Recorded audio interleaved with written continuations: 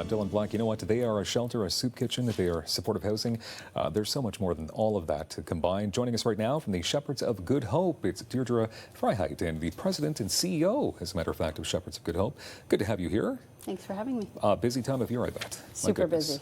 Yeah. A quick history lesson. 1983 is when the Shepherds of Good Hope opened? Yep, okay. 1983, and we've expanded almost every second year since. Mm-hmm. Okay, so I mentioned some of the things, obviously, that you do, but explain what Shepherds of Good Hope is all about. We're a shelter and a soup kitchen. That's what most people know us for, but most people don't know that we're also a supportive housing provider. Mm-hmm. So we have 5 locations across the city. We're building our 6th building at the moment, and that should be ready summertime next year. Okay, and that's going to be, where is that located exactly? That's on Montreal Road near the Montfort Hospital, and it's a 42-unit supportive housing operation. Wow. So big undertakings going on, the Shepherds of Good Hope, for sure. Now, there is a homelessness crisis going on. It seems to be in the news every day. You're actually over capacity right now? We are. I think everybody in town is over capacity that provides emergency shelter services, and we definitely are. We have mats down everywhere. We have a 268-bed shelter, and we're full. Wow. Mm-hmm. That's a terrible thing, but good that you're there, obviously. The Shepherds of Good Hope and other amazing facilities weren't there. There'd be some issues. Mm-hmm. You also work very hard to end the stigma of homelessness. Mm-hmm. So why is that so important for your organization?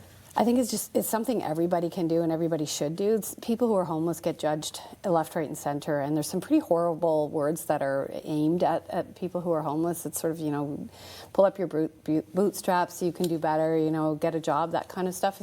People are struggling with mental health, addictions, and trauma. We need to have compassion, and we need to be kind, and we need to end that stigma, because any one of us could be here for we might be an incident away from being homeless. Totally, mm-hmm. Totally. I respect that so much. And we just saw a picture of Wendy. Mm-hmm. So you have a campaign going on right now, and proof right there, nursing in the nursing world for 20 years, that all of a sudden homeless. I mean, what's the story here with Wendy? I think Wendy says it beautifully. I wasn't supposed to be homeless.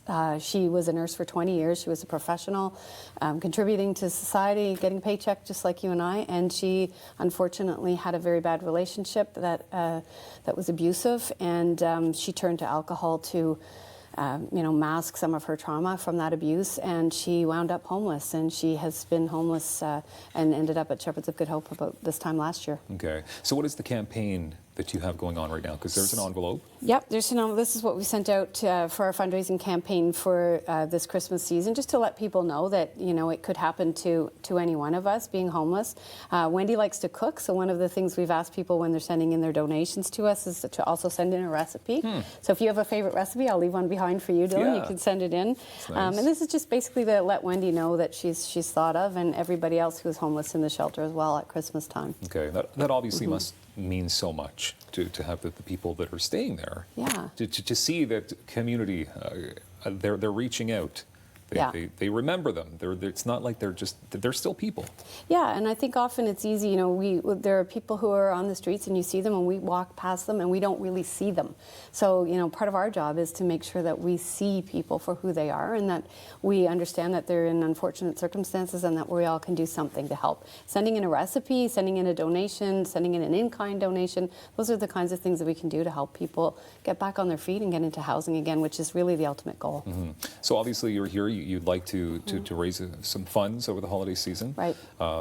Items are also something that people can donate? Yeah, so cash is always great because we can leverage that by bulk purchasing, and then in-kind donations, you don't have to go out and buy things. If you're cleaning out your closet, we will take single sheets for all the shelter beds. We have 268 beds, as I said, so sheets are always great. Linens, towels. We take a lot of dishes, mugs, soup bowls is something we're always looking for. Yeah. So if you're cleaning out your closet and you need to get rid of old dishes, we're happy to take those. Volunteer is obviously something very important. Mm-hmm. Yeah. We have 500 volunteers around annually.